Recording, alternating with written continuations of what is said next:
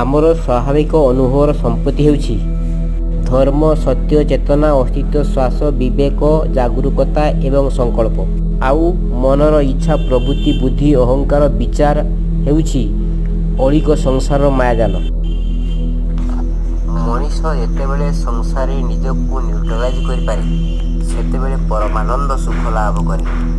ସେ ନିଜର ଦୁଃଖ, ଯନ୍ତ୍ରଣା, ଇଚ୍ଛା, ପ୍ରବୃତ୍ତିକୁ ଇଷ୍ଟଙ୍କ ପାଖରେ ସମର୍ପଣ କରିଦିଏ। ସେତେବେଳେ ହିଁ ସେ ସବୁ କିଛି ପ୍ରାପ୍ତ କରିଥାଏ। ସେ କହେ, ହେ ପରମ ପିତା, ତାଡ଼ନ ପୀଡ଼ନ যা করো তুমি, অনাহারে অবা উপহারে রাখো, টাকাও কিংবা আমার দিকে কিংবা ঘৃণার চোখে দেখো, যাই করো না তুমি, আমি তোমার চিরদিনের।